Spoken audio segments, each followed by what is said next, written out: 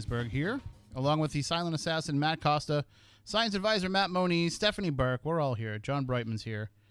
I'm kicking up my own audio here. How are you doing, Matt? You got good levels there? All right, good, because I couldn't hear myself. And we are here to talk about the paranormal. I usually say as we are each and every week, but we weren't here last week. We were at an event, and next week I won't be here, I think. And I think, I don't know if anybody's going to be here next week. I'm not here. I haven't turned you up yet, Stephanie. You guys are playing with dials over there. Oh. Fiddling with dials, so I haven't turned you up. But the, yeah. So it's up to you and Moniz next week, Matt. We haven't even asked him if he's going to be here. He wasn't even here now. I purposely waited till he had to go to the restroom to start the show. You did it on purpose. It's true. I did. We talked about it. As soon as you got up, I was like, let's do it now before he comes back. Okay. Little hazing 12 years in. That's all. And but as I said, it's October. We get busy. People are running around doing all kinds of things. So we'll see what happens next week. Maybe we'll have a recorded show. Maybe we'll have my two Matts. You can count on me. And then the week after that, so the 14th, we are targeting for our, is that the 14th? Yeah, the 14th. We are targeting for our annual Bridgewater Triangle investigation show. So what are you holding your hands up for, John Brightman? Because I'm going to be away. So? You are? Yes. Oh. You are too. No, I'm not. Yes, you are. Not the 14th? Yes. Where are we going? I don't remember. Rocket shop. Oh. All night? Well, I didn't know about that. Well, it doesn't matter. We don't need you. Whoa. Thanks. Now I feel Well, hurt. we don't. We need the people out in the field. Right. We need the teams. That's what we need. We need everybody that wants to take part in it to let us know as soon as possible so that we can get everything all worked out. Because we're going to, we always decide like just a couple weeks before that we're going to do it, and we're going to try and institute all kinds of new technology. So Matt's got some plans. He's been working in the lab. Bad scientist that he is. Let's just say every group that wants to go out there and take part in this year, you have to have somebody that's a little bit tech savvy, a little bit social media savvy, and has a battery on their cell phone that will last, or at least a backup battery, or one of those little bricks you can plug into, all that stuff, because we've got some ideas, big ideas, and I'm not going to say them out loud, because if they don't work, then nobody will be disappointed. If I start saying them now, they'll be like, oh, but you said, yeah, but I said that before we tried it. So let's not make empty promises that we can't keep. But it will be interactive. Each year we've been able to make it more and more interactive as we go along. For those of you who are new to the show and have never caught our annual live Bridgewater Triangle investigation show, this is where we send people out into different areas of the Bridgewater Triangle, and we have them investigate things, and we have them report to us live from the field as they are investigating it. And I'm saying investigating things because it might not just be ghosts that they're out there looking for. We send people to areas where there's Bigfoot sightings. We send people to where there have been UFO sightings. We send people to where all sorts of high strangeness have happened. So if you're interested in any of those avenues of the paranormal, it doesn't have to just be ghost research. We can find a spot for you somewhere in the annual Bridgewater Triangle investigation show. And this year, I think, this is just something that I've been kicking around in my head. But because we're going to be focusing on Middleborough for our Bridgewater Triangle event this year, which is November 4th, I think that also we might try and send some teams at least to that area. And I was talking with the crew over at the Oliver House. They do have an event going on that night. And it's a pro night. It's a night for seasoned investigators. So that means that somebody from the team will be able to pull themselves away. If it was a novice night, then I understand you have to be working with the people. But whereas it's people who have done this before, that means one of the staff can probably take a few minutes and call us. So maybe Christy can, or Julie, or Len, or Peggy, or somebody will give us a call and let us know what's going on over there that night. And then we'll see what else we can pull off. Maybe we send somebody over to the town hall. Maybe we send Moniz out to the field again. You around that weekend? The 4th? November? No, you better be there for that. I put you on the poster already. Yeah. I was going to say, I thought I was already... Oh my God. The 14th of October. I should be Because available. maybe we can get you over into the Mayflower Lodge, the Masonic Lodge over there in I Middleborough. can get in there anytime I want. I'm a Mason. No, but you can't get in there if they have an event going Right. on. That's what he's saying. I'm saying, let's see if the calendar's clear. Like, what's the point of sending you over there if they're having like a Rainbow Girls sleepover? Like, first of all, I think legally you're not allowed in the building if that happens. This is getting weird. But if there's, if they're not doing anything, if they don't need the building for the night, maybe we can send you over there. Yeah. But I'm just saying, like, if there's something going on, I don't want to be like, oh, Moniz, go and try and investigate and see what happens. But there's also this dinner happening, so you're going to have to try to work around that. That just wouldn't be fair. We can find a different spot if you want to be out in the field. It's definitely a great location. If you don't want to be out in the field, you don't have to. I'm not going to force you. No, I'll go. I won't make you do anything that you don't want to do. We can send you into the woods looking for Bigfoot. I'm actually going to be doing that this coming weekend with the BFRO. Matt Moneymaker is coming down for an event this coming weekend. So, next week I'm going to be at the Oliver House. Stephanie's away. I'll be at ScareCon. If you have these guys down here and you want to come in and do a show around what you're doing otherwise, feel free. But otherwise, we'll come up with an alternative plan. I'm going to be running around the woods with a bunch of BFRO people. Where are you going? The woods? There's the woods. Well, one of the places is going to be the Ledge. Nice. And there's going to be places in Bridgewater and in Middleborough.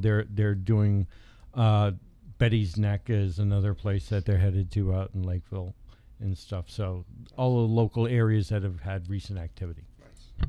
Well, we'll certainly find different places on the 14th to send people out to. And again, if you want to take part in this, we need your help. We can't make this work on our own. Like, we can't. Otherwise, it's just us talking about the Bridgewater Triangle. And we've been doing that every year for 12 years now. Right. So people are tired of hearing us talk about it. They want to hear about what you can experience going out there. So let me know. Just send me an email, tim@spookysouthcoast.com. Hit me up on Facebook or on Twitter. Let me know that you want to take part, and we'll start putting a list together of everybody that's going to be involved in it, and we'll start figuring out who's going to go where. And I can tell you this. It's usually like a first come, first served kind of thing. So let me know right away if you want. As of right now, nobody's officially confirmed. So I know some people have told me, hey, I definitely want to take part, but nothing's official. So every location is on the table. So reach out early, and then that will guarantee that you'll get your first choice of where it is that you want to head out and investigate. But it doesn't really matter in the end because there's so many different great places to go. And we'll always find somewhere to put somebody. And some people want to do it, but they don't want to go out on their own. Right. So we usually try to hook you up with We can a find team. people. So many ghosts, so little time. There's a team that came together because of that. Right. Very true. So feel free to reach out even if you don't have a team and you just want to take part. We're certainly not going to send you out into the woods or anything alone. That's not safe. So we'll find somebody for you to partner up with for the night, and who knows where it may go. You may start a new paranormal team as a result of it. You may never know. You may even get married. It's 2017. We don't judge.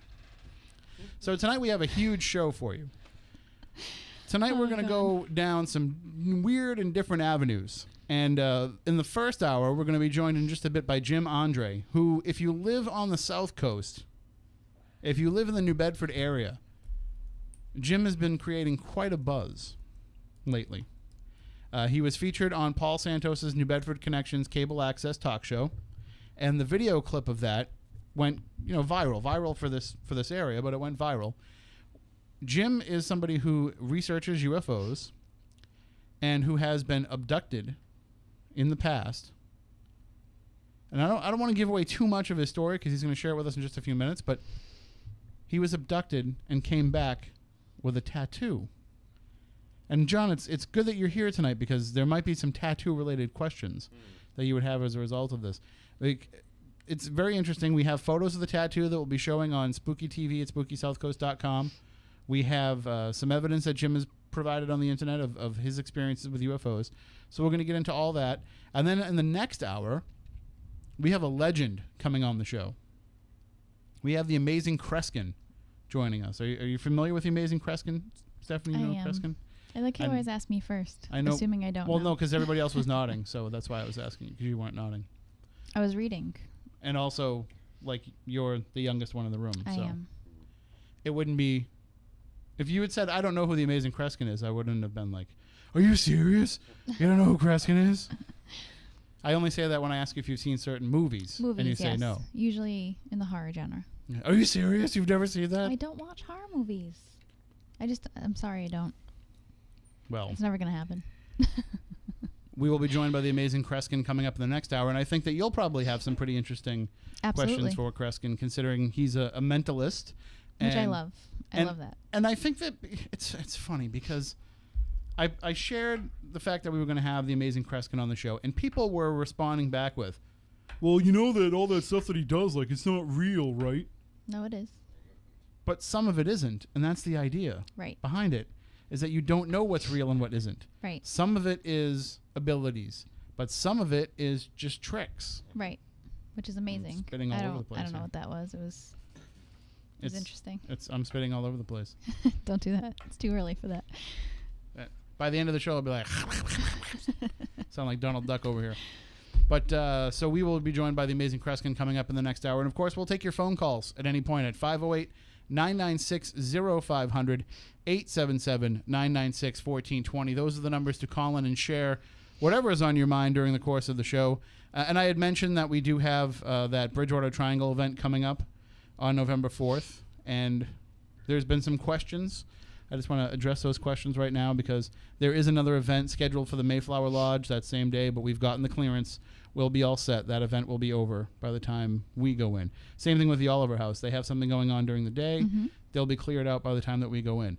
And what I like best about this event, unlike last year when we had multiple locations that were a little bit of space apart from each other with our Bridgewater Triangle event in Bridgewater, this year you don't have to worry about that. There's going to be a shuttle. Which is awesome. So you'll park your car in the town hall parking lot. You'll walk across the street to the Mayflower Lodge, and then when it comes time for your group to go to the to go to the Oliver House, you'll just jump in a shuttle, get driven over. And Moniz will not be driving it. No, not at all. The insurance will not cover that. So that is the big plus for the night. But you will have the opportunity to, to bring your equipment and everything. So just don't forget it because the shuttle's not going to bring you back. Make sure you bring a backpack with you. Do I have time for my shameless plug? Go absolutely. I just want to address that question. Oh, of course. It's a people very were important asking. question. And I needed to clear the air that Moniz is not driving. But make sure to tune in to Kindred Spirits on TLC next week, October 6th at 9 p.m. Eastern, because I will be on. It'll be my second episode with Kindred Spirits altogether, first one for season 2, and there will be another one coming up later on in the season. I just don't have the date yet. So make sure you're sitting in front of your TV or you're DVRing that and watching it within 3 days. Don't forget to plug where you're going to be next week. Where are you going to be? I'll be watching it from ScareCon in New York. So The Turning Stone Resort. the Turning Stone Resort and Casino. There you go. I don't really know where I'm watching it yet, but we'll figure it out. that out. Yeah. So make sure that you are definitely tuning into that. Amy and Adam are absolutely amazing. So if you haven't caught the beginning of the season, the first 3 episodes, you definitely have to check that out. Check out last season as well. It's amazing. Last night's episode was insane. Probably the best evidence that I've ever seen caught on any show Really? that I've seen. Yes. I didn't get to see it. Oh, they caught apparitions Oh, twice. nice. It was insane. Now, how was your event at Lizzie's the other night? It was awesome, actually. I actually got to do table tipping there for the first time. Really? Yep. So I actually had Ty from Haunt Me was with me, and sitting across from me. It was his first time, and I had Porter from the Tennessee Wraith Chasers sitting next to me, and they had never done it before. And I had poor Len and Peggy Hunt sitting with me, and they had never done it before, and my best friend Heather. So I had a table full of table tipping virgins, and they were terrified. Well, I shouldn't say. Some of them were. Yeah. Some did not. Nothing fazed them. Like Len. No, actually, he was a little unsure of it by the end. Okay. Porter was definitely just all in. Let me see what happens. Not afraid of anything. Ty is the best and funniest person that I've ever met in my life, and we had such a good time table tipping with him. But it was very interesting, and it's the first time that I've actually done real table tipping in that household. I've sat in on other people doing it, and I won't say anything about that, but it was awesome to facilitate it myself and to kind of see what happened, and it was very interesting. So I enjoyed my night there. It was a little different than usual, but still a lot of activity. Yeah, it definitely did feel weird. But Yeah, it did. you know, I have to say that everybody that left that night seemed to have tapped into what was going on. You know, they seemed to tap into, it's like, all right, we're not getting a lot of stuff, but we're getting a lot of feelings. And I think for some reason, everybody was more open to it. We got a lot of positive response to the old school methodologies. I don't think I've ever spent that much time at an event with people all hovered around Ouija boards. Yes. People, you know, picking up dowsing rods and using those. Right. So I like the fact that people were willing to kind of put some of that other stuff. I didn't see a lot of people walking around with meters in their hands. No, not at all. And it was interesting to me because we had talked about me doing table tipping. So I figured, well, let me just start. Let me get the table going, and then I'll be able to change things out. And as I'm sitting there, I had probably, I'd say 95% of the people that attended the event standing in the room with me. And, you know, I gave them all the option of, like, you know, does anybody want to switch out, or do you want to, you know, leave the room? And nobody moved. Everybody just stood there and stared at me, which was fine. You know, if you feel more comfortable watching, we'll say, like, the staff of the event do it, then that's totally okay with me, because it's a weird concept for people that have never seen it before. And some people have seen it and not seen it done the right way, and they don't really understand that the table actually physically moves, which is bizarre to some people. So, but they all stood there and just stared and couldn't believe what was happening. So it was really cool. It was interesting.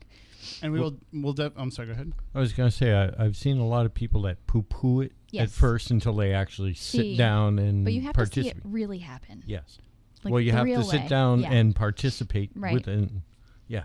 Well, coming up a little bit later on in the show, later on the next hour, maybe we'll get some more in-depth with some of the old school stuff, because, again, people were really digging it, and I think it's something that we're going to incorporate more with things that we do. But joining us on the line right now, we have Jim Andre is with us. And Jim Andre is the founder of the Alien Connection Truth Network, and he's a local guy. He's from Acushnet.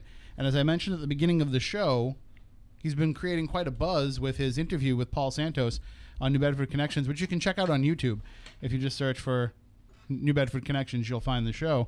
But let's bring him on the show right now. Good evening, Jim. You are with us. Can you hear us okay? I'm with you guys, yep. All right. Well, thank you for joining us tonight. And oh, yeah, my pleasure. Thanks for the invite.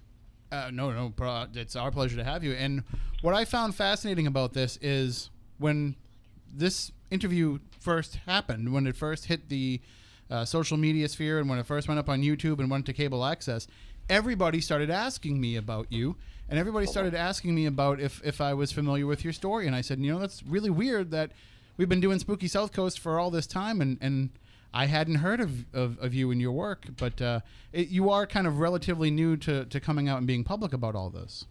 Well, yeah. Recently, I've been, I decided to go public, but most of the time I just, researched and, I set up that group on the internet, the Alien Connection Truth Network, and the month of July. From July to August, for some reason, they were joining by the thousands. The membership increased from 65,000 to over 100,000 in 1 month. Wow! And no explanation, no way to really figure out what it was. Right? Yeah, it's kind of baffling in a way. I can't figure out why so many people would request to join. It's not being advertised or exposed in any way. Right. And that's what fascinates me about your story, is that you've been kind of doing this work. I don't want to say in the shadows, but definitely, out of the public eye. You weren't out there, self-promoting and trying to get people to join up. And you've never sent me an email asking to come on the show. We actually reached out to you. So it's very interesting that, all of a sudden people are finding you like this. It's almost like something's telling them that they need to talk to you. But, it would be interesting to try to find out, how or why that happened. But I just can't, I can't wrap my head around that, because that's unusual. Joining, by the thousands like that in 1 month. So I watched a little bit I watched the interview that you had with Paul Santos. So I have a little bit of your background. You worked for a bus company and also as a constable. So you weren't somebody that was running around in ufology circles in your professional life. Well, no, I know of researchers and stuff like that. Mm-hmm. I know a couple of people, that have been in the field for a while, doing this type of work. But it wasn't like you were an airline pilot or anything, no. And having a reason to reach out. Constable, So then what led to the creation of the network, of the Alien Connection Truth Network? Well, what inspired me was I've actually, like, you've probably seen on the video that they state that I've been abducted, which is, seems bizarre, but that's what happened. Well, it's not really bizarre on this show. Not by a long shot. You know what I mean? The majority of people think you're, probably a crackpot when you say things like that. But. Speaking of crackpots, my co-host here on the show, Matt Moniz, he has been a UFO researcher for a long time, specializing in abduction cases. So he's, quite familiar. I mean, this is definitely a show where you can come on and share everything and not worry about that kind of stuff. That's a good thing. I mean, that was part of the reason why I, reached out on the internet there, And for people who, likewise, with interest in the subject, So take us through that abduction experience that led to all of this.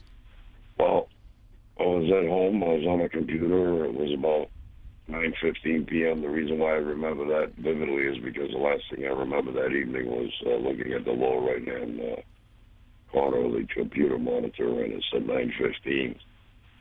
And then it was just like I went out, and I came, I awakened, and I'm looking around, just basically wondering where I was at, and I glanced over at the alarm clock, and it was 2:57 a.m.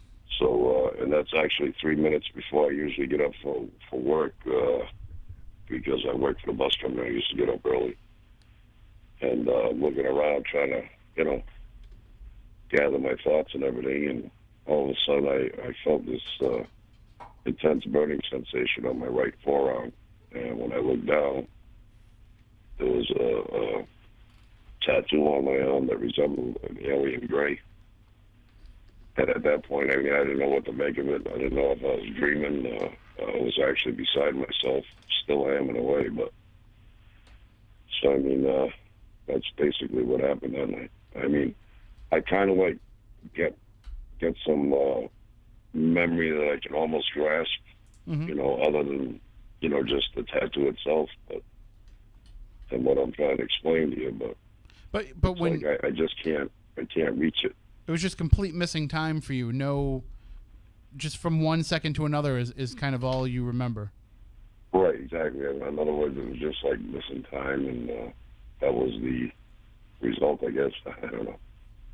Now I have some questions for you, Jim. Yes. All right. Now you said the last thing you remember is looking down to the lower right-hand corner of the computer and seeing the time. That's how you know you're okay. Right. And I believe it was on a Wednesday night. I recall. The year? It was like the middle of the week. And that's about it. And then awakening, It was 2000. It was 2000 and what?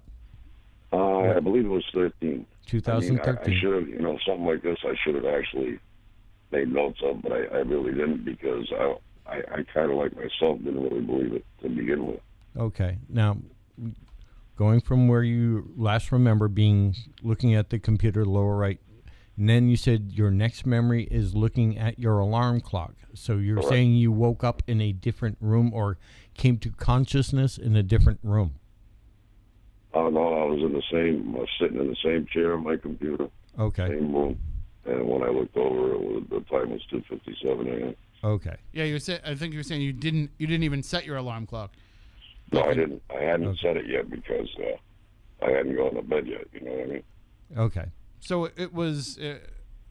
It's very weird that it was exactly just a few moments before you would have normally gotten up to go to work. Yeah. In other words, I actually woke up like 3 minutes prior than what I usually would have woke up if the alarm clock would have went off. It's like you were on a certain time window that they had to get you back before you would realize what was going on. Yeah, well, which is, I don't know if that's coincidental or what it is, but that was the time frame. Well, your body normally is attuned to waking up at a certain time. You would think so. Yeah. Try being somebody that gets up at 3 or 4 in the morning every day and see if that happens. Right, Jim? You know what I'm talking about. I agree with that. I mean, they say we have a biological clock. Yeah, we do. And like I said, I've been getting up early like that for the last 10 years. So. And I think we have a photo of the tattoo. Matt, did you get the one I sent to you? Okay.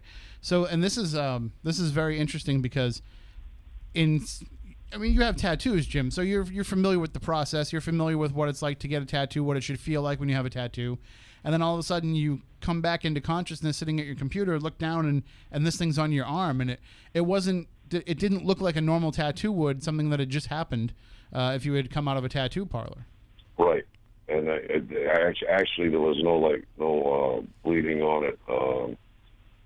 The way it healed, it didn't heal like a regular tattoo.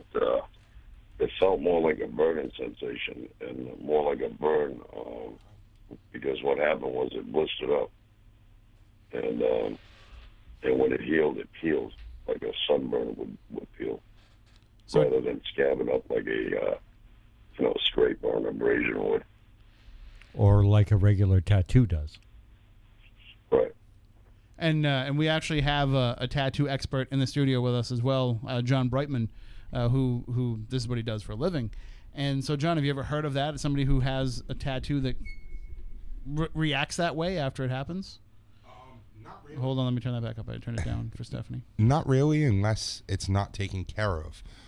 Sometimes that burning sensation will happen if it's not taken care of, because then it's getting an infection set into it. But from the picture... Well, I've had other tattoos that I had done, but I know, what they feel like and whatnot. But from the picture, it definitely looks like it was. To me, it almost looks like if you were having laser removal, because that's what it would look like with laser removal. Yeah, it's that burn sensation. In my mind, the way it felt and the way it healed, that it would be a completely different process of. Right, it was more like laser tattooing. Put in. Yeah. Yes, it was more like a laser put in from what you're saying, but it definitely looks like the way it's been healed and the way it's in your skin. It definitely looks like it was almost lasered off per se. So I can understand what you're saying about the burning sensation of saying it was put in that way, because that's what it looks like. Yeah, well, I really don't know, to be honest with you, but that's what I'm assuming anyway. Have you had it looked at by a dermatologist? No, but I plan on that. I've already talked with Paul Santos, New Bedford Connections, and we're going to plan on doing a show where I'll take a polygraph on the show regarding my claims. So. That's the lawyer and Paul right there. Yeah. Well, no, actually, that was my idea. I volunteered for that. Well, obviously, if you are out there telling the story, it's not something that would be hard for somebody to say, oh, he's making that up. Because look, here's a picture of him from 1998, and he had this alien tattoo on his arm already. So the fact that you're able to give these dates and can prove to people, like, no, it wasn't here then, it was here then. It just happened like that, and there's no period of healing like it would have happened, where you would have seen it the way that it would have. Actually was like healed in like 3 days. You know what I mean? It would be interesting to see what the dermatologist says if they do take a little bit of skin or do like a skin sample to see what type of material is in the ink. Yeah. You're in my head, John. Took some pictures of the tattoo. I sent him some pictures, and he's an expert, like in Photoshop technology and and all that. And he did what he called in-depth enhancements on it. Mm-hmm. And believe it or not, he showed me what it resulted in, and it was kind of like weird because it's got like different symbols that appear. And one of them is an astronaut. Oh, really? Yeah, and one is like there's a couple of like images that show that looks like an alien. And there's a couple other things there that, it's pretty interesting. Now, did you take pictures of it right after it happened? I'm sure you must have. Actually, I didn't know. Really? Yeah. All right. A couple of other physical questions. Did you notice? I was kind of like in denial for a while there. You know what I mean? I just try to like... I know exactly what you mean. I just try to like not even think about it. Did you notice that there was a difference in the skin? Like, was the hair in that area gone, or was the hair still there? I don't believe the hair was there, but it has. Let me see. Let me look at this. Hold on. Because, as you know, with a regular tattoo, they shave the area first. Right. Well, I mean, the hair's grown back. Okay. But when the tattoo was there, no, I don't believe the hair was there. Okay. Which is not uncommon for getting a tattoo. Like I said, they generally shave an area. Yeah, well, yeah, they shave the hair, yeah. And so now, after this happens, and you wake up and find that you have this tattoo, you start. I understand, at first you're kind of in denial, but at some point you start sharing with people your experiences. What was the reaction of people when you started telling them what had happened? They think I'm crazy. I mean, the first one I told was my dad, because I share the home with him here in Acushnet, and of course he was asleep at the time. He was still asleep in the morning that happened. I went to work, but when I got home, he said, "You're crazy. What do you want to talk like that for?" and all that stuff. So, and he had nothing weird that he remembered happening that night. No weird lights or anything. I asked him. I said, "Did you wake up at all or see anything strange or anything?" He said, "Nah." He says, "I was sleeping." He said. All right. Now, a question I have for you is, have you ever had any sightings or any interest in aliens or UFOs prior to that event? Yes.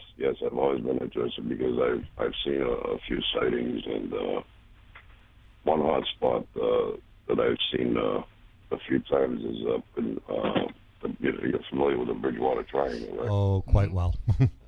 Yeah. It's Freetown State Forest. Yep. Yeah. As a matter of fact, there was a report one time where some orbs of light were seen, rising from the Freetown State Forest that stalked the Air Force One when President Reagan was on board. Yes. So, I mean, having that interest and having those early sightings, it kind of put you on the radar of whatever could have been there. But do you have any idea of why they might have chosen you and taken you and done this to you? I have no idea. I mean, I try to rationalize that out, within myself, and I wouldn't be able to say why. I don't know. I mean, obviously, with what you've been doing in spreading the word around and with your network, and maybe that's the idea. Maybe it was to put you on this path of seeking answers and talking to others who have had experiences. And I mean, Moniz, it could be. I mean, obviously there's something to it. Exactly what it is, I'm not sure. All I can think of with this, Moniz, is the Starborn twins. Yes. And the fact that all this, yourself, your experiences, Jim's experiences, their experiences, all kind of within one concentrated area too. Yes. And you all later cross paths. Yes. So there could be something deeper to all this that we're not meant to understand. But so now, I'm sure. I mean, I'm sure there's meaning behind it. It's for I believe it's for a purpose and a reason, but exactly what that is, I'm not sure of. So at what point then did you feel comfortable enough to start the network and start, putting all these pieces together? And I've seen that you've made some documentaries that you put up on YouTube. What was it that, at what point did you feel comfortable enough to start doing that and being in the public eye? Or I know it's still working under the radar, but at least putting your story out there for people to find. Yeah, well, I mean, I figured I'd share my experience, as bizarre as it sounds, because, within myself, I know what happened. I know the truth. And I figure, everybody else should be aware of it, too, if they, Was part of it, and I can understand if it wasn't a conscious thought, but was part of it also hopefully to find others that had been through the same thing? Right, yeah, exactly, yeah. And that's how the Starborn... Well, that was my main intention, in starting the Alien Connection Truth Network on Facebook. And we will definitely hook you up with the Starborn twins if you're not familiar with them already. And of course, Moniz, too. You guys all need to network. I think that was kind of the point of all this, was to kind of make this all come together. Well, yeah, that would be great. I mean, if there's other experiencers that want to get together, sure, I'm all for it. We if only do there an was a convention where Yeah, everybody got together. I was just going to say I'm putting together the convention for next year for. And where's that going to be at? It's going to be in Wareham, actually. Oh, okay. You know It's gonna be where? we're still working out all of the details. Oh, I see. Yeah, sure. I'd love to be a part of that. We would love to have you. Used to be held up in Maine every year, but unfortunately, due to logistical reasons, and we don't have access to certain places that we did. It's now going to be held down this area. And, So yeah, and the fact that nobody wanted to go to Maine, so now you're just coming to the Maine of Massachusetts. You're going to Wareham. yeah, basically, not that far off. But and that's the thing about this is I found that over the years as we've talked to different abductees, that is what a lot of people are looking for. They're just looking for either the chance to have somebody else that has had a similar experience and that they can kind of work out their own issues with, and then also some people are driven toward helping others. And it seems like, Jim, like you're one of the people that's been driven toward helping others with their own experiences, even as you've struggled to kind of accept what happened to yourself. Yeah, exactly. I mean, it's hard to talk about, really. I mean, for whoever's been through it, and I mean, because people they think you're crazy, Have you tried regression therapy? Have you looked into that at all? I thought about that too. I mean, I'm going to take certain steps, which will help resolve whatever is going on, I know Moniz can help you with that as well. Yeah. If you choose to go that route. Now. Yeah, I mean, eventually I'd like to have hypnotic regression. Like I say, I'm willing to take a polygraph and whatnot. So. And you've also kind of expanded beyond just focusing on UFOs and aliens. You've looked into other areas of paranormal phenomena as well. I have, yeah. I also practice spiritual healing, psychic healing, and I've also been successful at that. So. Was that something that you had ever tried prior to your abduction experience? Well, I did. I mean, I used to, practice it. My daughters were young. They said, Dad, I got a headache, and I used to be able to, relieve them of the headache and stuff like that. But it seemed to, since I've had that tattoo, I think it's enhanced somewhat, It's weird because, like, I would never think that kind of stuff works. I mean, my other co-host, Stephanie, here, she does that stuff. So now I know that it works. But that's interesting, Yeah, you practice Reiki, and Yes. you are psychic and a medium and Right. have all kinds of other powers. Well, thank you. And is totally afraid of anything alien. I am. Yes. If you ever meet her, you have to, like, cover up your tattoo with a long sleeve shirt because she'll freak out if she sees it. All right. But I mean, that's true, though. I mean, some people have that kind of ability without even realizing it. Like, I have this technique that I do when somebody has a headache. I think I've done it for you before, Stephanie. I where don't remember. Somebody has a headache, and I put my finger in the middle, and then I grab the two eyebrows, and I kind of just massage it for a couple seconds. Then I'll usually go like that, and their headache goes away. And somebody taught me that when I was younger. Right. And I was like, it's total BS, but it works. But it seems to work. And then when my son was younger, if ever he got hurt and was in pain, I would always say, hold on, calm down, take a breath. Where does it hurt? I'd put my hand on it, and I say, I'm taking away the pain. Now it doesn't hurt anymore. And he would always say, yeah, it doesn't. But I just thought it was because I was just calming him down.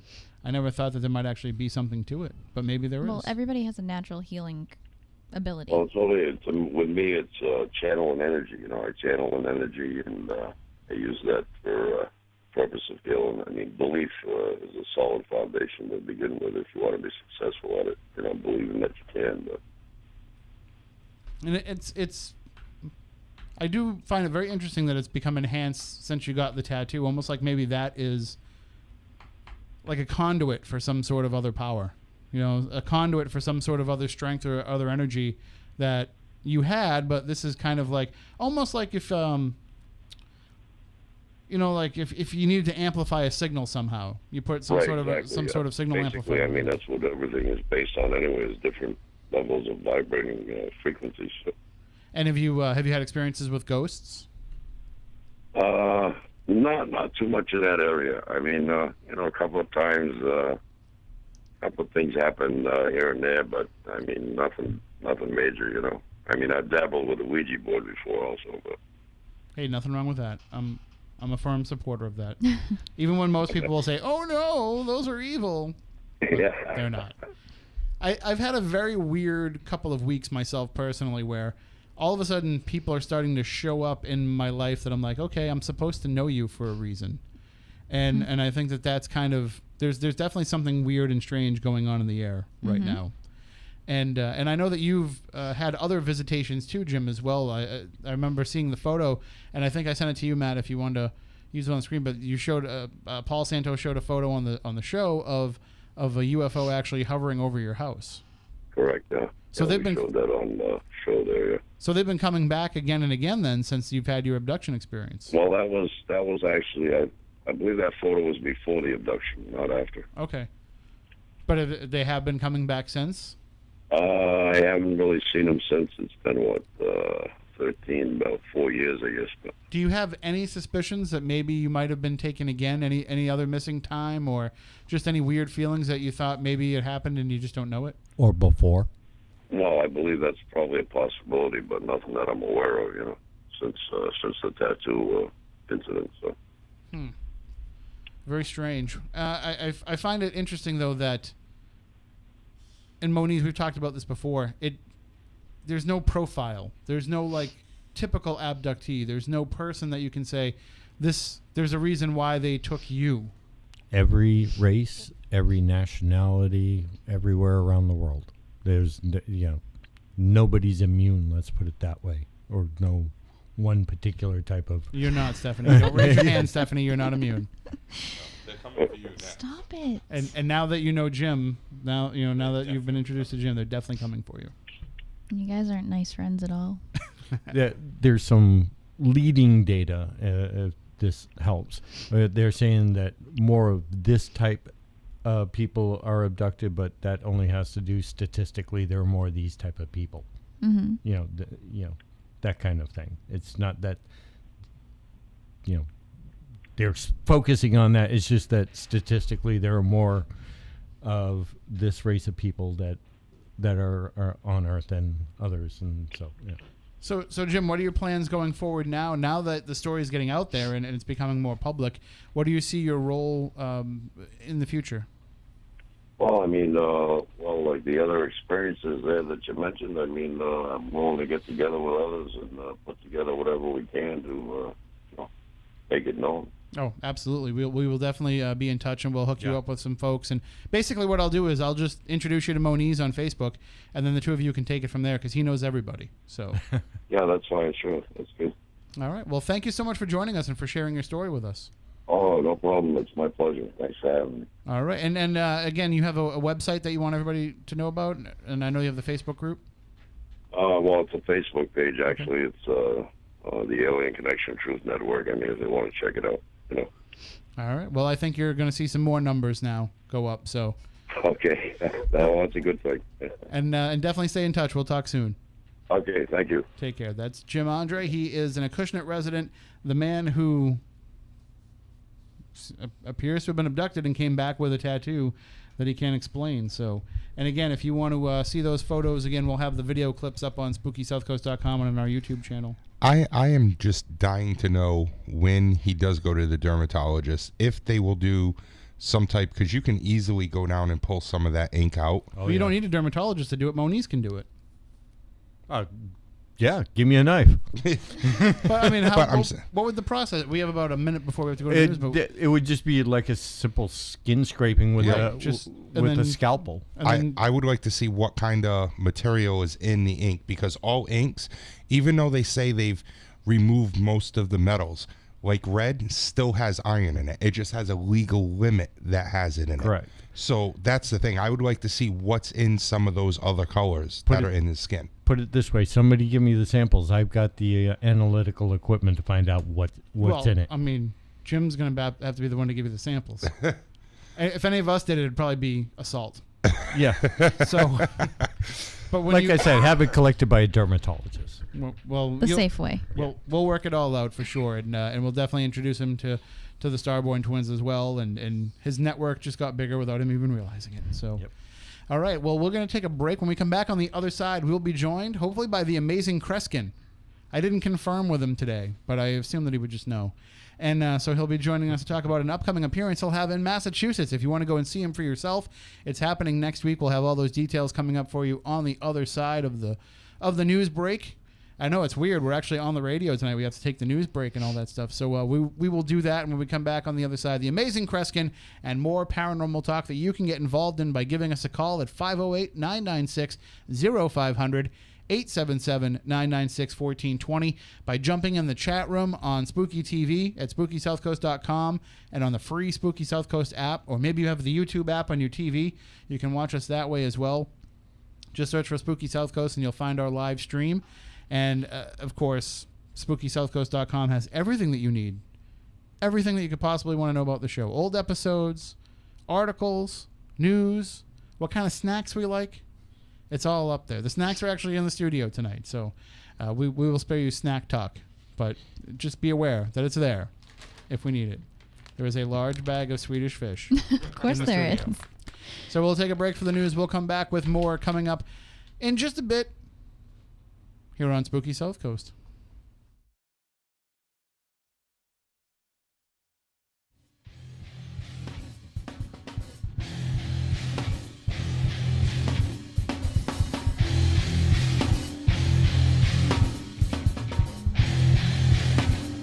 And welcome back to Spooky South Coast. Tim Weisberg here with you, along with the silent assassin Matt Costa, science advisor Matt Moniz, Stephanie Burke, and John Brightman. Full house tonight. And, of course, we have a full house because we have a very special guest joining us on the line tonight. Really, the man needs no introduction. He is simply one word, amazing. Joining us on the line right now, we have the one, the only, the Amazing Kreskin. Sir, good evening. Thank you for joining us tonight.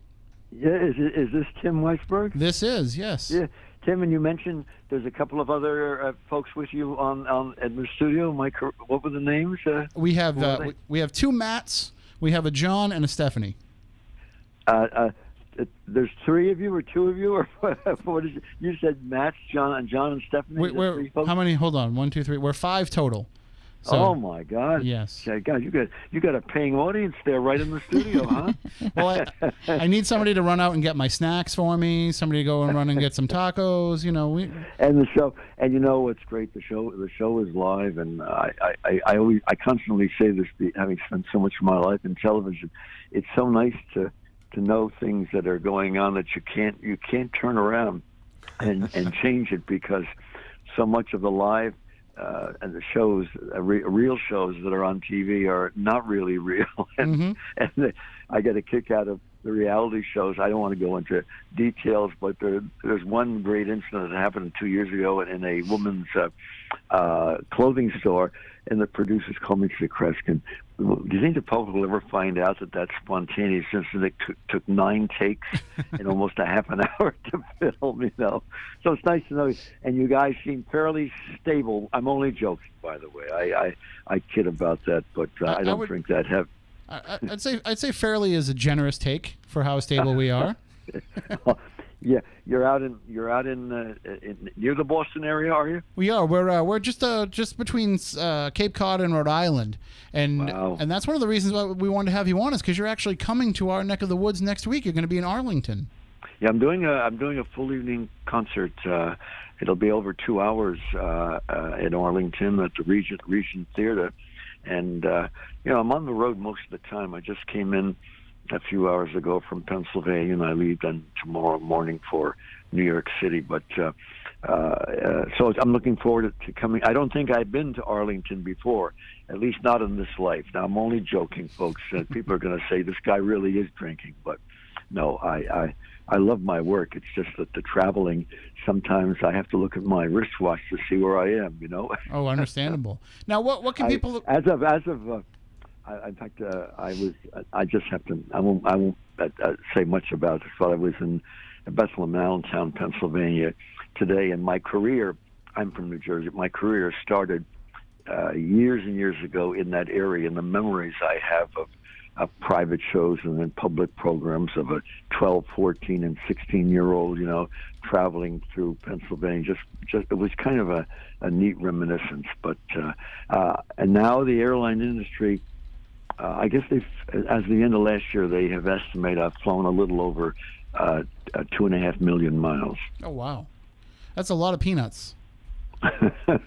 Well, flying is. I got to tell you something, and I'm not complaining because I'm only home about 4 days a month. But flying is not quite the same as it once was. You got to make sure that if you are more, if you do have a height that's a little over 4.5 feet, that you're going to be able to fit in the seats that you bought tickets. I'm exaggerating now. I'm being sarcastic. And make sure when you check luggage through that you don't check yourself through, because you got to pay for every piece that you check through. And there's even one airline now that charges you for a glass of water on the flight. So it's a different world today. It's I believe it's $2 for the water and then $3 to use the restroom after you drink the whole glass. So I like your sense of humor. Now the other folks there, they seem very quiet. They are alert, and they also have a sense of humor. Am I correct? They do. Yes, they do. They generally yield the floor to me because I'm very talkative. So how long have you been doing the show? Just about 12 years now. Oh my! And is it a weekly or? It is weekly. Yes, Saturday nights we come on and we talk about all things different and unique and strange and unusual. And so far, How many hours do you do on Saturday night? We do 2 hours. That's great. That's great. I love radio, and that's radio's where things all started. I go back, and I won't go back, but I go back to a hero of mine that I only got to know the latter part of my his life, and it's a legendary figure that has been forgotten today, and that was Arthur Godfrey. Mm-hmm. Well, I mean, you look back at some of the legends that have kind of opened the doors and led the way for us to do what we do here, and even to just be able to have a nice conversation with people, to speak with people one-on-one as opposed to having to put on a show on the radio. Yeah, and I think only because he's been brought up lately to me since his shows are now being, I can't even believe this, but I guess it's now 4 months now, but Johnny Carson's TV shows are now being repeated on, I guess, one of the cable networks, because I'm constantly called. I did 88 shows with Carson, and the reason I bring it up is because people have been reminding me that they've been seeing me lately on the Carson show now, and no, I don't mean that we've had a seance or what have you, but the break was, talk about communications, what have you. A man before him, his name was Steve Allen, mm-hmm. and Steve Allen was one of the best humorists I ever knew in my life. He was a remarkable man and a good writer and what have you. But so he had heard about me, and this is some years ago, and I wasn't known outside of the East Coast at that time. So he had left the Tonight Show. Carson had taken over, and he went to I think California. He was doing a show late at night that college students were watching and what have you. So he heard about me. So he flies me out to L.A. and to the city. It was outside of L.A. and it's an hour show, nightly program. And they said to me, do you want to meet Steve before the show? I said, I love the spontaneity of his program. If it's all right with him, I'd just like to walk on for the first time and then get to know him. They said he would understand. He would get a kick out of that. So bottom line is this. So Steve Allen says he never met me or didn't know anything about me. He says, we're all interested in the mind and the potential of the mind. This young man is somewhat gifted. Would you welcome Kreskin? I didn't have the name Amazing then because that was given me years later by Carson. So I walk out on camera, and in those days, the lights in television were extremely bright and hot. Mm-hmm. And I didn't know any better. I didn't know any local shows here in New York and New Jersey. So I walk out, and I'm looking towards the camera as I'm walking towards Steve Allen, who's about 6'4" and standing on a dais, elevated, just like Letterman and all the others have done even since then. And I'm slowly getting blinded. As I get near Steve Allen, I get to the dais, trip over the dais, fall flat on my face. So help me God, fall flat on my face. Of course, my family thinks it's the highlight of my career. And Steve Allen says, are you all right, Chris? I said, fine. And no mocking me or anything wrong with the show. Well, a man came home early to his apartment in New York that night and saw that there was a mentalist on Steve Allen's show, and he watched, and it was Johnny Carson. And there he saw this whole incident, and 7 weeks later created a character called Karnak. And Karnak the Magnificent, if you remember, always fell over the desk when he walked out. So that was like a little homage to you when he did that. Well, the last show, that was kind of sad. I knew when I did the last show with him that the show wasn't going to be on not much longer, and I'd done a number of years. Now we're in L.A. doing the show, and I said, Johnny, you've been very good to me through the years, and I don't think I'll ever forget my first break on the program. And he says, "Oh, the mighty Karnak, huh, Kreskin? We can't really erase our past." So I just thought you'd get a kick out of that incident. Oh, I love it. I was just having a conversation the other day about Carson with someone about his timing was impeccable. I don't think anybody's ever had the kind of timing he had. It really, as a matter of fact, he had, a lot of people don't know this, but his greatest hero in his life was a man that most people would not know today who he was, but his name was Jack Benny. Mm-hmm. And if you watch a Carson show where he's doing a monologue or some routine aside from sitting at the desk, and turn off the sound and think of Benny, you'll start seeing some of the motions, the mannerisms, the glances. He revered Jack Benny, and his wife said to me the only 2 times she ever saw him sobbing was the night that Jack Benny had passed away, because he admired him. But Carson was a brilliant, and they never repeated anything. Something goes wrong, you just run with the damn thing and make the most of it. You know what I mean? Yeah, they didn't have time to edit then. They were filming at 5 and airing at 11, so you had to. That's right. They were, and he was very. By the way, his passionate love of the whole show was his monologue, and he did not have guests in his dressing room, but one of the times I was there for something I was going to do with him, but I wanted to condition his thinking, they allowed me to visit in his dressing room, and there he sat. It looked like a character from the mafia sitting in front of this small round table with this bare light bulb over the table, and what was on the table, his monologue. He was just passionate about his jokes and what have you. That's a great insight into a great man. I do want to ask you though, because you do have the show coming up at the Regent Theater in Arlington. It's happening on October 6th, and you can get tickets at theregenttheater.com. What can people expect when they come to an Amazing Kreskin show?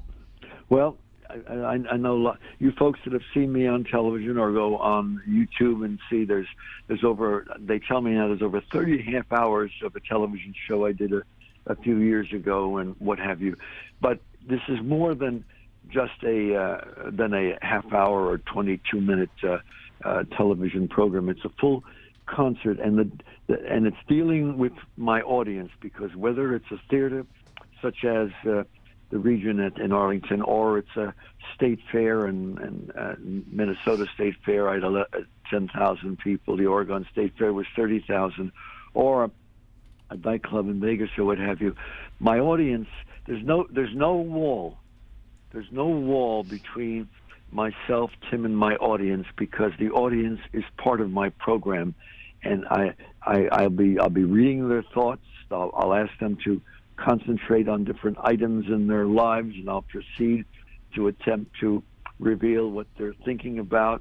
I will have people coming up on stage in which I'll be doing rather dramatic mental tests with them, and not only reading their thoughts, but influencing their behavior. And then, and yes, I will. Of course, I will be doing it on next Friday. Something I've done all over the world. It's been written about. It's been satirized and talked about, and that is my check test. And in that situation, Tim, I will gather from the audience and you folks attending. For all you know, you may be one of the people, because I will gather a half a dozen folks from the audience whom I've never met before. If that's the one condition, unless I'm doing a return engagement for a private company or organization, these are 5 or 6 strangers. I will turn over to 4 or 5 of them my check for the evening. and you heard me correctly, Tim, my check, a couple of them, they will stay on stage. A couple of them will then escort me from the theater while the committee will hold on to my check. And usually when I'm escorted, one of the security people at the theater will leave with me and the two witnesses, and we'll go out of the building unless the weather's bad. Then we'll go into a room, a dressing room where I cannot see or hear what's going on. In Toronto last year, where my shows were outdoors at a state fair, and it was in 19 days. I did 29 shows, and because it was outdoors and the 1,000 or how many were in the audience were in front of me, they had a van parked next to the stage, and every time this test was enacted, I was taken into the van with a committee to guard me, and the doors were closed. I couldn't see what's happening because the committee, when I'm out of the building, is to take my check and hide it anywhere in the entire theater auditorium, anywhere, long as it's accessible and no one's going to be in any danger where they've hidden it. So they can hide it in the audience, they can hide it on the stage. And sometimes there's hundreds and hundreds of possibilities. When they've hidden it, if you can imagine this piece of insanity, one of the committee members is instructed to come and get us where we are, and usually another security person in the theater will take them to wherever they know I am. It's outdoors. They go out and get me, and I'm brought back in. Now, the committee who's hidden my check don't talk to me. I don't ask them any questions. It's not a guessing game. They just have to focus on what they've done. I think this will be interesting to your listeners, Tim, because the understanding is if I don't find my fee, if I don't locate it, I forfeit the entire fee for my performance. It goes back to the company that booked me, and the show is for free. And you got to admit, Tim, that's a hell of a way to make a living. It is, and it's a big risk. 'Cause have you ever not found your check, though? Well, yes, I have. I could have told you late last year on 9 occasions. As of some months ago, it was 10 times I forfeited my fee. That's not many, though, Tim, out of 6,000, over 6,000 searches. By the way, one of the most famous failures has been written in papers in Europe and other parts of the world because it became such a rather dramatic story. It took place in New Zealand.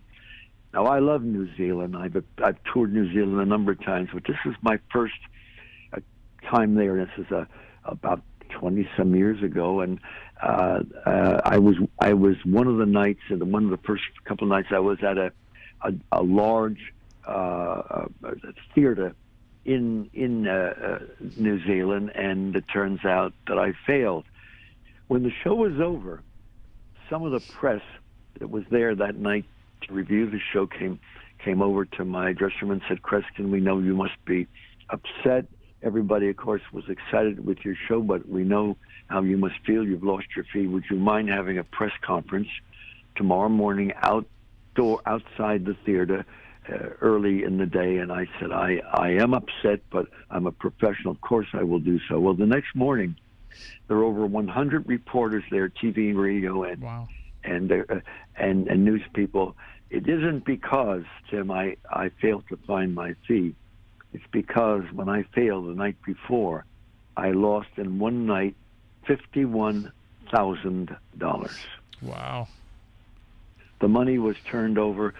Some of the money we turned over to a crippled children's hospital, which is nearby, and they named a wing after me. And every time I'm back in New Zealand, when I'm in the town, it happened, and I will go visit there and say, the night that I lost my fee, I could have used the hospital. I was. But listen to the places, and this, I shouldn't tell you this. I shouldn't tell you, the listeners, this, but you can imagine. Well, the craziest situations are at universities. I've done over 1,000 college appearances in the States and in Canada, and some of the colleges some of them I've been a dozen times through the years.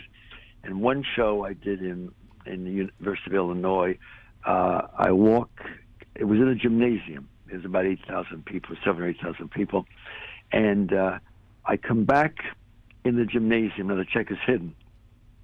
I'm walking through the place was hard to walk around because people were sitting not only on bleachers but on the tarp that was on folding chairs on tarp that they had covered the main floor with.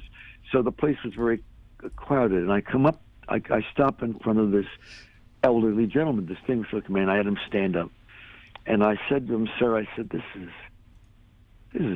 sounds crazy. Would you open your mouth?" Well, I felt like a stupid jackass because there was no check, and I said, "Sir, I apologize." I walked away from him. I must have walked 20 or 30 feet, and I stopped, and I turned around, and something kept telling me mentally, I got to go back. And you could hear a pin drop in the place. In spite of the crowd, you could hear a pin drop. So I walked back.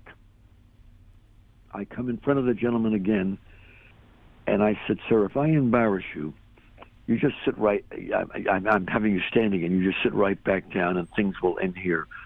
Would you open your mouth again?" He does.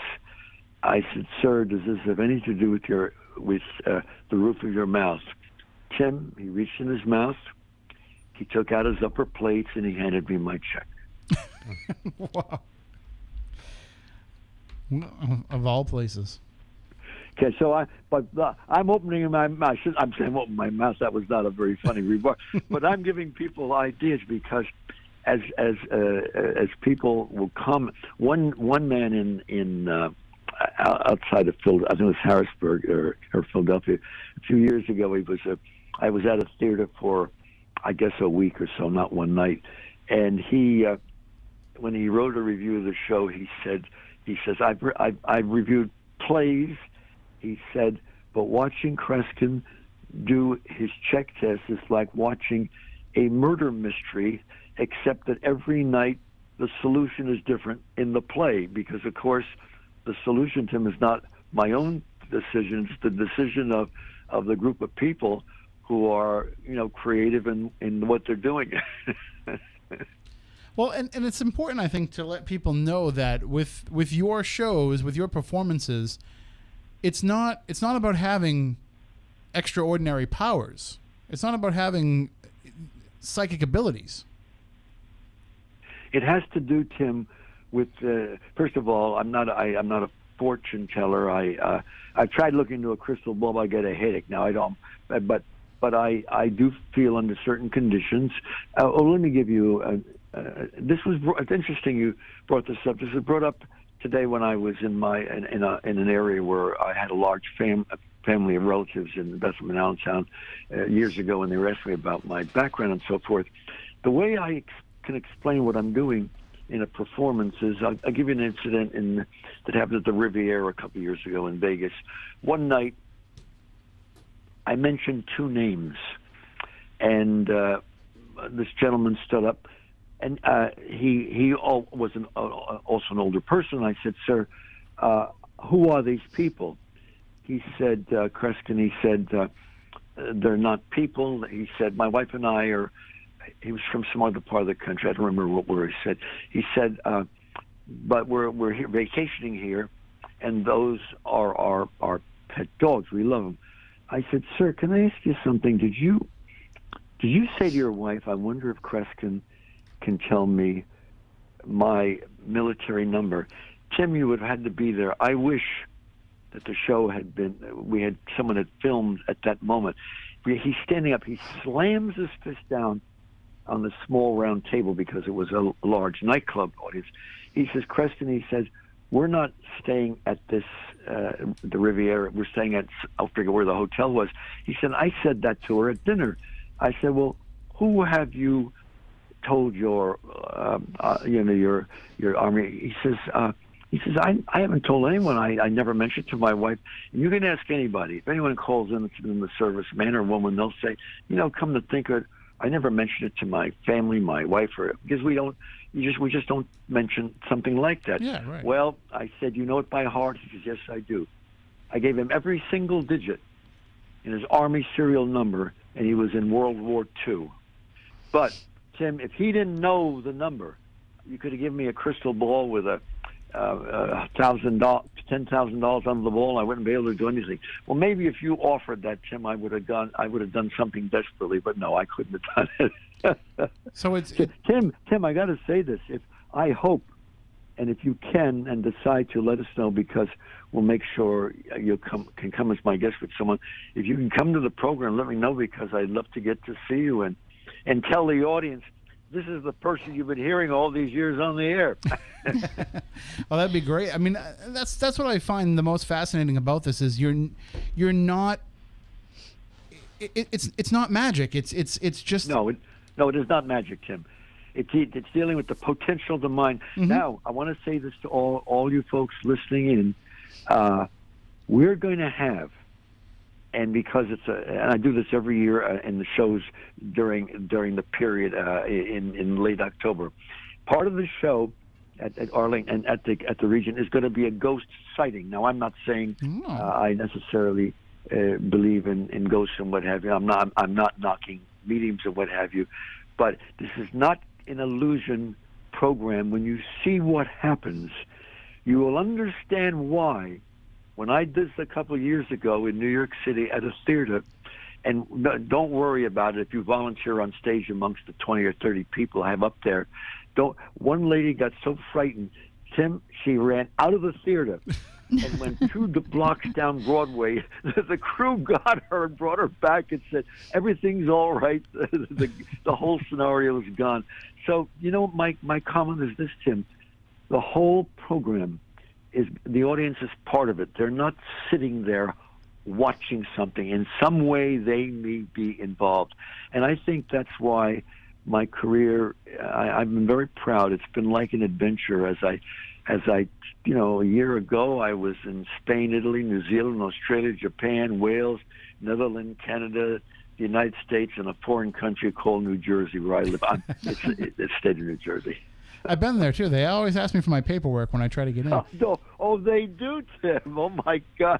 I say this: if we can't laugh at ourselves and about something and today especially with being politically correct. I'm sitting in my office here. There's a sign, and reporters that come in here sometimes to interview me.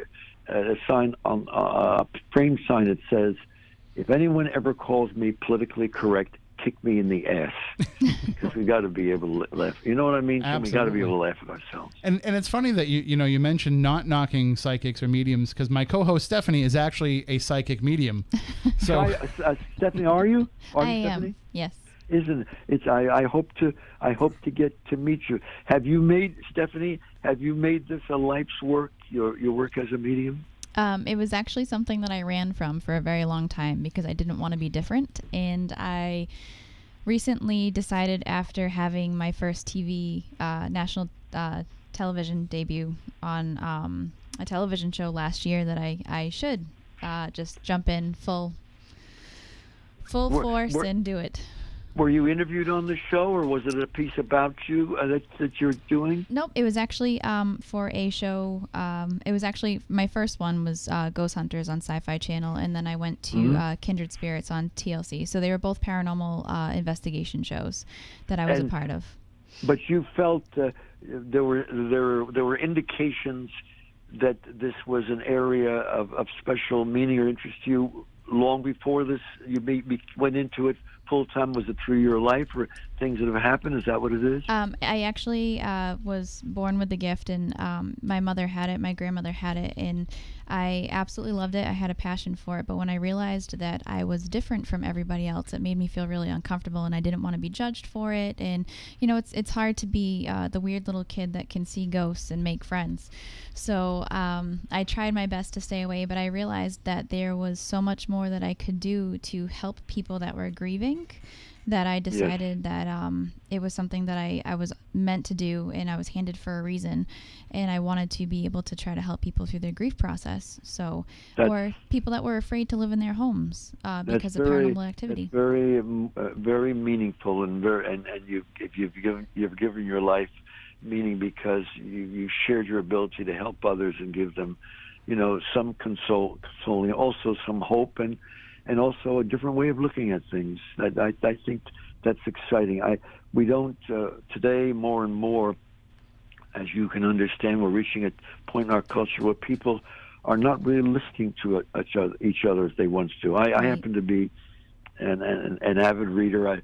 I've written 20 books through the years, and I just added to my home an addition to my library, because my library is over 8,000 books. The BBC came to photograph it some years ago, because I'm interested in how other people think. Me too. And that's what life is. You understand what I'm saying? Yes, That's absolutely. what life is all about. Agreed. I've always said I love to know what makes people tick. And I love to just have conversations with different people from all different walks of life, because I love to understand how they see the world. And yes, and it's exciting to look at life through other people's perspective. I'll tell you something. When you get a full analysis, you got to explain it on the show, because if you can explain how Tim Weisberg thinks, I'm only kidding. That's what makes him dead. Tim, are you still there? I tell her all the time to stay out of my head, but she doesn't listen. He gets really nervous when I read his mind. Very, very nervous. She does. Kreskin, she sends me the answers to questions that I'm just about to send her in a text message. While I'm still typing the question, she sends me the answer. Tim, now are the folks with you that are on tonight, are they on with you each week or off and on through the time that for the most part, yeah. If we're all able to get together, this is the crew. But generally, somebody's here, somebody's there. But my other tell me a little bit about the other folks that are with you. Well, the person making everything happen, because we also video stream this at the same time on YouTube. Oh. So we have a producer here, Matt Costa, who is just a genius with everything. He just makes this show tick. We wouldn't have this show running if it wasn't for him. And then we have Matt Moniz, who just sits next to him and, watches. Matt Moniz is actually a chemist, and he is a chemist by trade, but he's also been investigating the paranormal, and in particular, especially UFOs and alien abductions. He's been investigating for a long time, and we actually just had on the show prior to you joining us, we had a local person who was abducted by aliens and had a tattoo from the aliens while he was up there. So, we're going to have him hook up with Matt Moniz, and Matt Moniz is going to help him out with all kinds of regression therapy and testing and things of that nature. And then in here we also have John Brightman, who's a friend of ours who came by tonight, and he is another guy that does all kinds of things. Started off as a paranormal researcher, now he's a talent agent. Are you kidding me? He's a talent agent? Yeah. Yep. Yeah.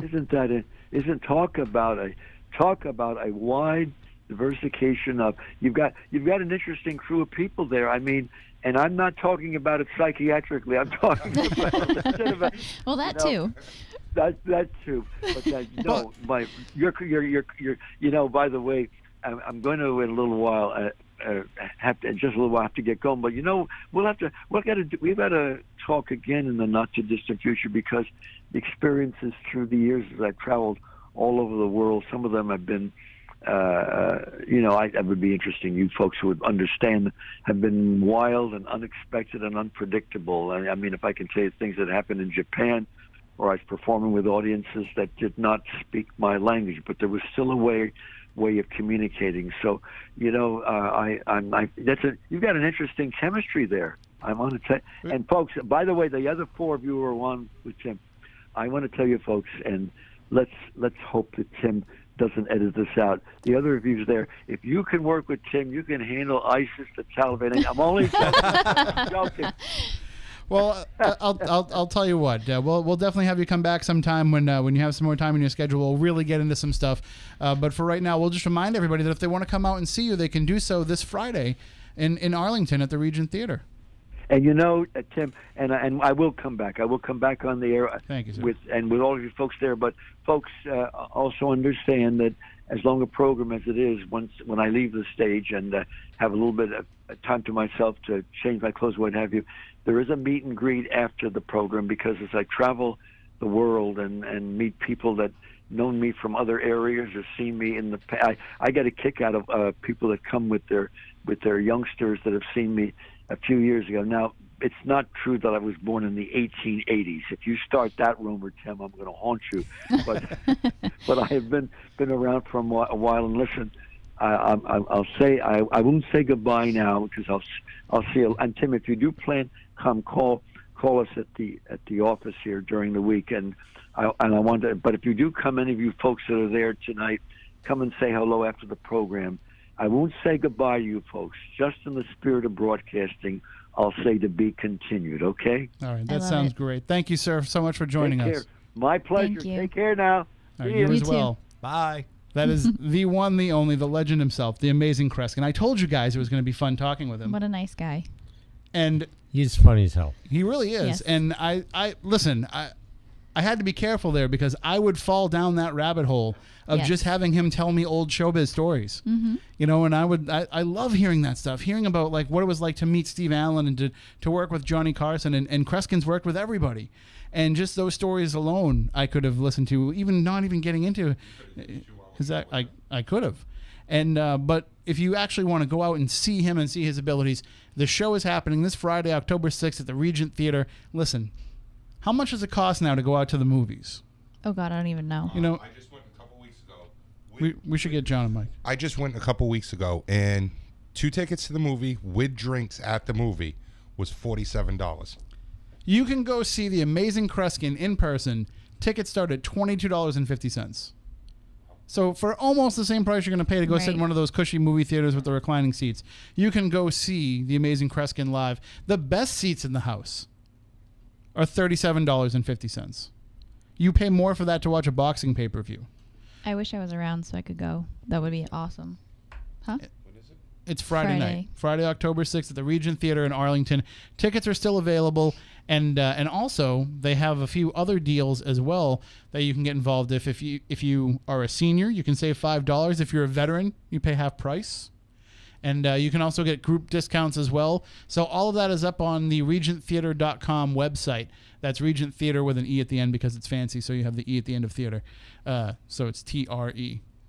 If I'm sure if you look at the other one too, it'll be the same. But so you can go and check it out. Get tickets because you're going to want to see this. This is going to be one heck of a show. I'm going to try and get it because now I got personally invited by the amazing Wait, Kreskin. you I did. have to get out of work that night and I'm go. really sad I can't be your date. That's going to be one heck of a night. No, me. No, not amazing- you. Yeah, me. I'm much cuter than you are. Yeah, but if I go, then maybe Tim did the little plug for me that I'm an agent. Maybe He was I could- interested in the fact that you're an See? agent. See? Fine, I'll pay for my own damn ticket. And he's been showing up at some of the paranormal conventions and God. stuff over the years. So, and that's what people have told me. People have been telling me like you have to talk to this guy. I said, I'd love to talk to this guy. Right. I've heard a lot about him, and I'm happy that we actually got to get him on for a little while. I mean, I remember seeing him on TV when I was a kid. I didn't want to make him feel old and dated, but I remember being a young kid sneaking downstairs watching Johnny Carson. I remember seeing him on some of these different television shows. Matt was running some clips on the video stream with Yes. David Letterman and seeing him do what he does. And always, every time I would walk away kind of scratching my head. And to know that there is no magic behind it. There is no special power to it is even more fascinating to me. Because I was telling you guys earlier, that's what, when I put out that we were going to have the amazing Kreskin on, people would be like, well, he doesn't really have powers, or it's not That like doesn't real matter. magic. I'm like, but that's way cooler to me. right. Because that means he's doing something that kind of everybody can do if That's they a open up power their mind in enough. itself. Right. So that's I don't know. I'm sorry if anybody from work is listening. I'm feeling sick. I can't go in Friday night. I think I have to go to Arlington to get seen by a I specialist. was going to say, how are you going to pull that off? I have to get yeah. Yeah. I'm having mental abilities. I have to see a mentalist. So That's awesome. I'm a mental breakdown. So I have to have a mentalist advise me. But that's why I just knew like this would be a great fit, not only for the stories that he can tell, but just because it fits into what we talk about here, but in a different way. And so what actually happened is I got an email to just buy tickets. Like, hey, you might be interested in the show. The Amazing Kreskin's coming to the Regent Theater. So we're going to try and talk to that guy. And so it happened to work out. Very smooth process. It was like it was meant to happen. So I would have to say, since I've been listening to you guys now for 7 years, I would have to say that where were you the first 5? Oh, jeez. I don't even know. Sorry, I And you want to be his date Friday night? I would have to say he's probably in my top 3 or 4 of the best guests that you've had on here. Oh, I would agree. And we've had some pretty good ones over the years. Well, that's pretty much the general consensus right now in the chat room is everybody saying that this is radio gold, the best, short segment that they've heard. It's So it's tough being a host sometimes because you do just kind of want to sit back and listen. Sometimes I take myself out of the show and say I want to just kind of hear what's going on as a listener, right, and not have to remember to ask the questions. And that was certainly one of them. If you had told me at some point in my life, you will interview the Amazing Kreskin, you will interview Jim Mars, you will interview James Van Prague, these people that we've talked to over the years, John Zaffis, I would have been like, no way. But it's awesome. We've been lucky enough to do it. And right. and who else? We've had some pretty weird guests. We had Eddie Money on this show. Mm-hmm. Yeah, we had Eddie Money on the show. Bunch of times. Oh my God. We had who else have we had on? We had the $1 Million Man, Ted DiBiase, on the show. Matt and I were went on forever, and it ended up not working out. But we were having numerous conversations to get him on the air. The founder of Atari, Nolan Bushnell, because there was a point in time when we said, you know what, it doesn't always have to be paranormal. Let's just talk to people we want to talk to. And so we were going to have him on, and it just ended up not working out. But he called to tell us that he couldn't do the show and talk to us on the phone for an hour to tell us that he couldn't come on the show. But it was, it was one of those things that just didn't end up happening. But sometimes it's just meant to happen, We have fun. We're meant to hook people up like, Moniz and Jim Andre, and sometimes we're made to bring people together like we will with the Bridgewater Triangle show coming up on October 14th. So email us now if you want to get involved with that. And sometimes it's just a matter of, you look at the path that things go on and the way that people go, it's kind of all works out for people. Mm-hmm. And we'll just keep riding that wave. And we're glad to take the audience along with us. And speaking of taking the audience places, did you guys, let's do some paranormal TV plugs here. Did you guys have a chance to see the Fall River episode of Haunted Towns? I did.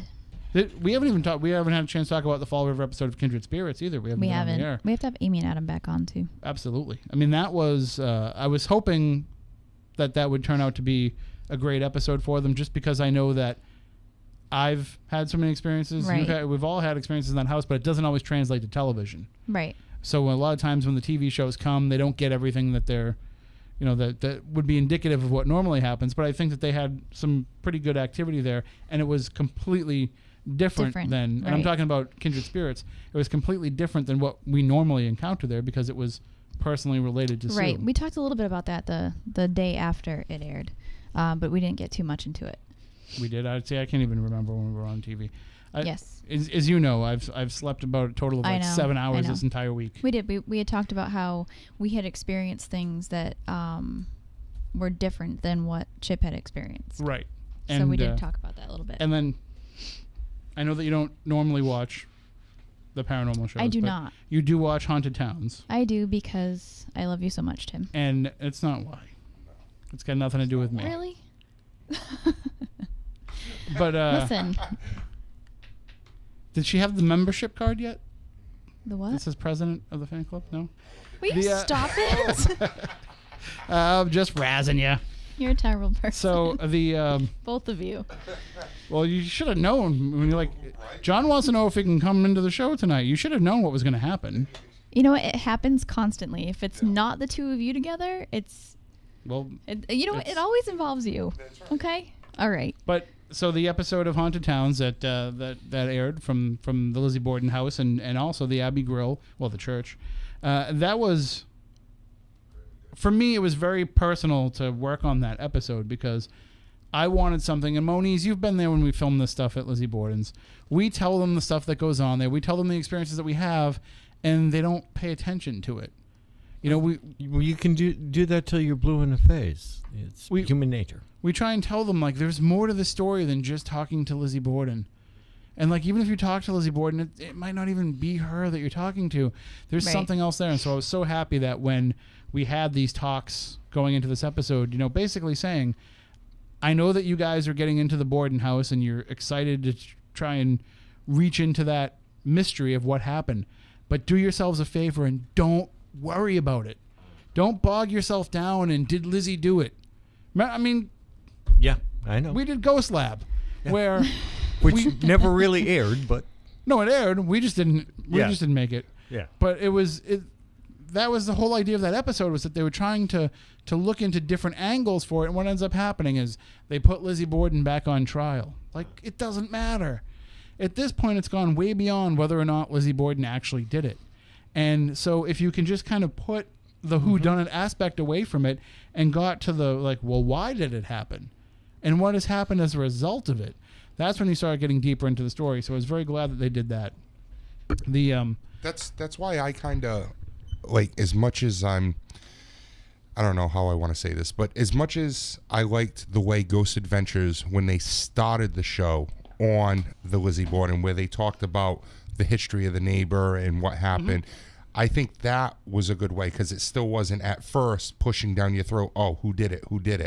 You know? But, I mean, and you can kind of fall into that trap if that's the evidence that you're getting. Yes. You know, if that's what they're talking about, I can understand going down that path. But to go into it and say, well, we're going to be the ones to prove what happened. Like, legal minds have not been able to do that. And all you're Paranormal doing investigators are is not going to do it. Focusing on one thing. You need to open your mind and focus on other. And so that's why I was just very glad. And I think it paid off, because I think they got better activity than the other shows have. Because, and same thing with Kindred Spirits, because you were looking away from the murders themselves. And so you were getting some more stuff associated with it. And just a quick Haunted Towns plug. The season finale airs this Tuesday. I know, it went by quick. They need a season 2. And I agree. And if I was shaking a magic 8-ball right now, I hopefully would say all signs point to yes. But, you know, when we get the call, that's when it's official. But this... Can I shake her head and her head? Stop It's pretty much the same thing as a magic 8-ball. So it's the season finale, and it takes place in McDonough, Georgia. And a lot of people are saying, what? You've been to Salem, Savannah, Fall River, Vicksburg. You know, you've been to places that I've heard of before. Cape May, New Jersey, Bisbee. You've been to places that are on the paranormal map. Where the hell is McDonough, Georgia? And that's kind of the point. The idea of this show is to find some of those places where there's activity going on that you might not have heard of. And the only reason we know of McDonough, Georgia, and the stuff that goes on there is because our friend Jill lives there. Right. And Jill has been on the show before, and we've had her as a guest at events before, and she's the owner of Claire the Doll, and that doll is directly tied into, at least we believe it is, into the Camp Creek wreck of 1900, which has left its mark on that entire town, a train wreck. Yeah. In which the town square was covered with the bodies of the victims. And that has kind of left its mark on this small town. And so that's what they'll be exploring in this episode, and Claire the Doll will be featured in the episode. So you've seen her first on Spooky South Coast. Now you'll see her on Haunted Towns this Tuesday. I might have to skip that one because it's got a creepy doll in it. Really? Yep. It's pretty good. I've seen the episode. You're going to want to watch it. It's pretty good. No, I don't. Why do to I quote have Larry issues? David, it's pretty good. That's you really do tomorrow. have issues. Why? Aliens, you don't like. You don't like haunted dolls. What else? Clowns. Oh, clowns. Okay, so Spiders. Well, yeah. Spiders and wasps, top of the list. Wasps, I don't blame you for. Thank you. Wasps, 100%. If there was a show about wasps, I wouldn't watch it. Perfect. Hell no. See that? See, And I'm talking about the bees, not It's a white very short Anglo-Saxon list. Protestants, Stop it. or the metal band. So the We actually know people. yeah, I was in gonna the say, family. if Stead Howland had a TV show, I'd watch that. Yeah. But and then of course there's another paranormal TV show on this week that the Spooky South Coast audience might want to tune into. Yes, there is. Would you like to plug it this time since I did already? No, this is your show to plug. My show to plug. I will be back on Kindred Spirits this Friday, October 6th at 9 p.m. Eastern on TLC. So this will be episode 2 for me, but the first one of season 2, and I will be back sometime during the rest of the season. I know that you filmed 2 episodes this season, and I know kind of what the gist was of why you were brought into both cases. Can you give us any kind of a preview of what you're doing in this one? Let me see if I can give you something.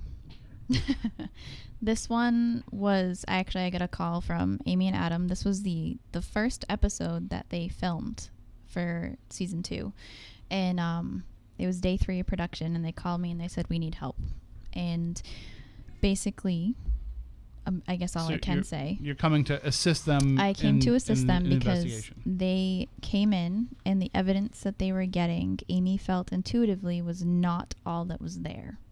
So I came in and helped them out and basically validated what they were thinking. So it was a local case to me, or more local than the last one I filmed, but it was very interesting how it turned out.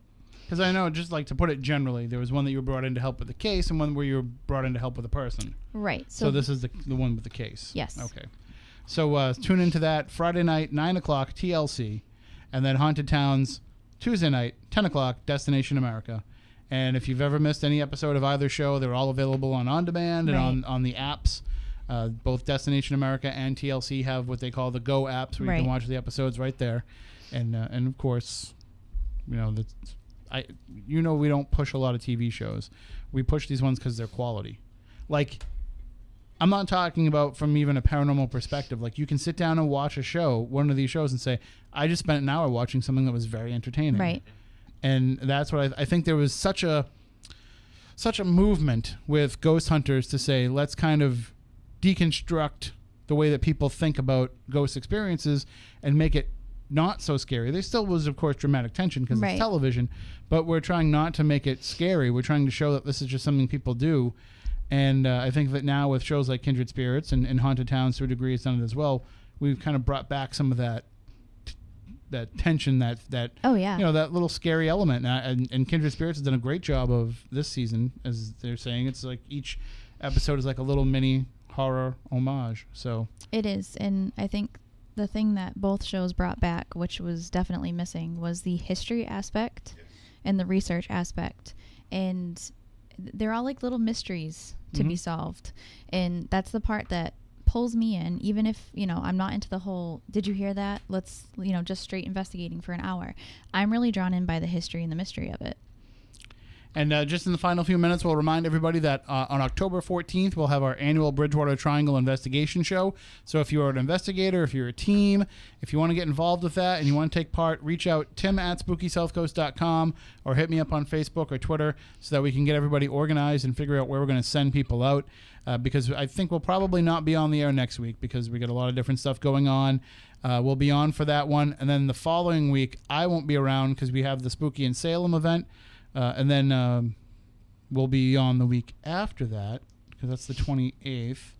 And then on November 4th, we'll be off because we have the Mysterious Middleborough event. So there's tickets for those available on SpookySouthCoast.com. The Middleborough event's going to be a blast. I'll see you in November. Because I know. The best thing about the Middleborough event is we get to work with all of our friends. Right. So with all the different locations that we'll be doing. All right, well, that about does it for this week's show. Again, we thank you all for tuning in, for listening. We had a great time. Hopefully you did as well. I can't believe I got to talk to the Amazing Kreskin tonight. Awesome.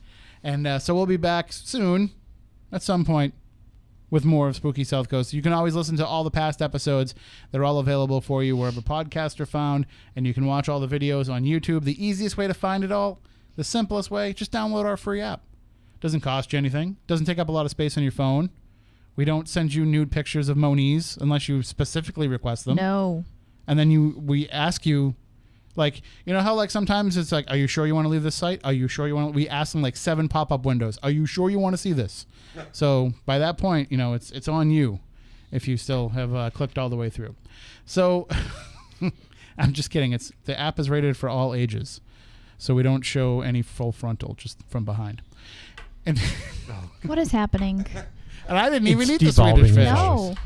All right, I'm going to have to go get some sleep, I think. I agree. This is what happens. I get loopy and weird and goofy when I haven't slept for an entire week. But until next time, for Matt, for Stephanie, for Chris, for John, for Ashley, I'm Tim. We want you all out there to stay safe and stay spooktacular.